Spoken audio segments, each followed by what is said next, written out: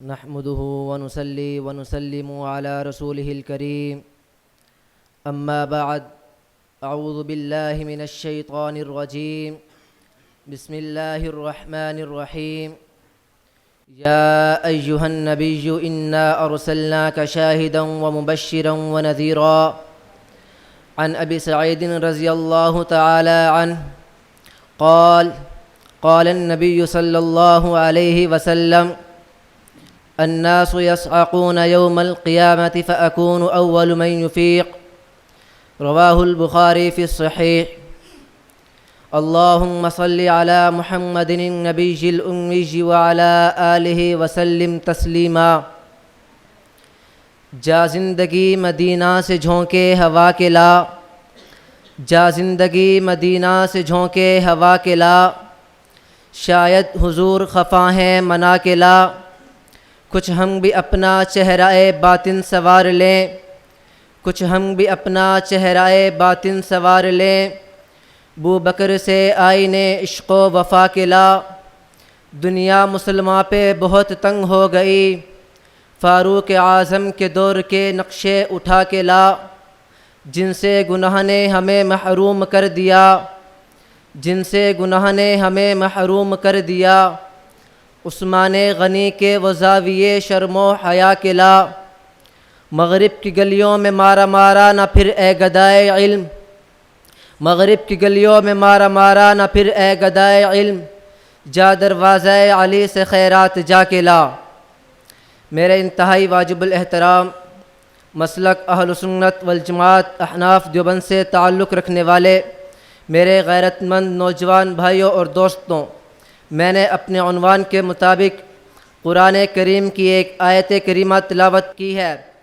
سورۃ الاحزاب آیت نمبر 45 میں اللہ رب العزت ارشاد فرماتے ہیں، یا ایھا النبی انا ارسلناک شاہدا ومبشرا ونذیرا، کہ اے پیغمبر ہم نے آپ کو گواہی دینے والا، اے پیغمبر ہم نے آپ کو خوشخبری دینے والا، اے پیغمبر ہم نے آپ کو خبردار کرنے والا بنا کر بھیجا۔ اس آیت کی تفسیر میں معارف القرآن جلد 7 میں مفتی اعظم پاکستان مفتی محمد شفیع عثمانی لکھتے ہیں، تمام انبیاء کرام علیہ السلام خصوصاً محمد مصطفیٰ صلی اللہ علیہ وسلم اپنی قبر مبارکہ میں زندہ ہیں۔ ہم اہل سنت والجماعت کا عقیدہ ہے ہر پیر اور جمعرات کو حضور علیہ السلام پر امت کے اعمال پیش ہوتے ہیں۔ اسی وجہ سے شیخ الہند مولانا محمود حسن دیوبندی فرماتے ہیں امت کے اعمال کا پیش ہونے کا عقیدہ عقیدہ حیات النبی کی دلیل ہے، اس لیے کہ وہاں امت کے اعمال پیش ہوتے ہیں اور قیامت تک امت کے اعمال کا پیش ہونا اس وجہ سے ہے، کل قیامت کے دن حضور اپنی امت کے اعمال پہ خود گواہ ہوں گے، حضور کا اپنی امت کے اعمال پہ گواہ ہونا حیات النبی کی دلیل ہے۔ میں اس سے ایک قدم آگے بڑھ کے کہتا ہوں، سورۃ الکہف آیت نمبر 11 میں اللہ رب العزت یہ ارشاد فرماتے ہیں، فَضَرَبْنَا عَلَىٰ آذَانِهِمْ فِي الْكَهْفِ سِنِينَ عَدَدًا، کہ ہم نے اصحاب کہف کو تھپکی دے کر غار میں سلا دیا۔ اس آیت کی تفسیر میں امام فخر الدین رازی تفسیر کبیر جلد 7 میں لکھتے ہیں، پہلے امتوں کے یہ لوگ اصحاب کہف تھے، ان بزرگوں کی کرامت تھی کہ صدیوں سونے کے بعد بھی صحیح سلامت رہے۔ ہماری امت میں بھی ایسی ہستیاں موجود ہیں جن سے اس قسم کے واقعات کا ظہور ہوتا ہے۔ میں مثال دینے لگا ہوں جناب بکر صدیق رضی اللہ تعالیٰ عنہ کی۔ ابو بکر صدیق رضی اللہ تعالیٰ عنہ فرماتے ہیں، جب میرا اس دنیا سے انتقال ہو جائے، جب میں اس دنیا سے رخصت ہو جاؤں، حضور کی قبر اطہر پہ آنا، حضور سے اجازت لینا کہ میں صدیق کی قبر حضور کے پہلو میں بنائی جائے یا نہیں، اجازت مل جائے ابو بکر صدیق کو حضور کے پہلو میں دفنا دینا، اجازت نہ ملے تو مسلمانوں کے قبرستان میں دفنا دینا۔ آپ رضی اللہ تعالیٰ عنہ کے انتقال کے بعد آپ کے جنازے کو روضہ رسول کے باہر رکھ دیا جاتا ہے۔ صحابہ کرام باادب طریقے سے ہدیہ اسلام پیش کر کے یوں اجازت مانگتے ہیں، اے اللہ کے حبیب ابو بکر صدیق باہر موجود ہے۔ فوراً روضہ رسول کا دروازہ کھل جاتا ہے، اندر سے آواز آتی ہے، ادخل الحبیب الی الحبیب، کہ دوست کو دوست سے ملا دیا جائے تو مجھے کہنے دیجئے ابو بکر صدیق کی وصیت حیات النبی کی دلیل ہے۔ روضہ رسول سے حضور کی آواز آنا عقیدہ حیات النبی کی دلیل ہے، روضہ رسول سے حضور کی آواز کا آنا حیات النبی کی دلیل ہے۔ ابو بکر صدیق کی وصیت پہ ابو بکر صدیق کی وصیت پہ صحابہ کرام کا عمل کرنا حیات النبی کی دلیل ہے۔ سامعین محترم، ہمارے اس عقیدہ حیات النبی پہ محمد مصطفیٰ کا فرمان موجود ہے۔ اٹھائیے صحیح بخاری جلد 1 کتاب الانبیاء میں امام بخاری رحمہ اللہ یوں فرماتے ہیں، صحابی رسول ابو سعید رضی اللہ تعالیٰ عنہ کی روایت سے حدیث نقل فرماتے ہیں الناس یصعقون یوم القیامت فاکون اول من یفیق، کہ جب قیامت کے وقت سور پھونکا جائے گا تمام لوگوں پہ بے ہوشی طاری ہو جائے گی، سب سے پہلے مجھ محمد کو ہوش آئے گا۔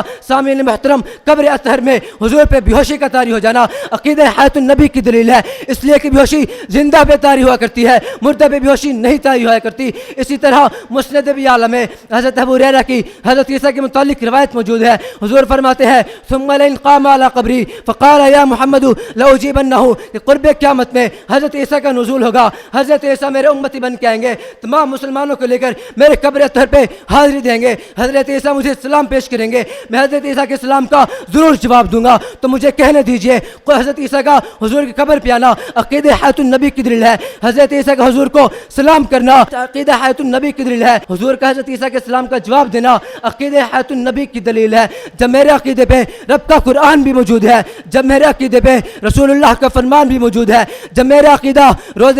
روشن کی طرح آیا ہے، تو بڑی جرأت سے کہتا ہوں منکر جو ہو رہا ہے نبی کی حیات کا، منکر جو ہو رہا ہے نبی کی حیات کا، اعلان کر رہا ہے خود اپنی مات کا، خود بند کر رہا ہے شفاعت کے باب کو، خود بند کر رہا ہے شفاعت کے باب کو، ارے کیا خواب دیکھتا ہے مماتی نجات کا۔ وآخر دعوانا الحمدللہ۔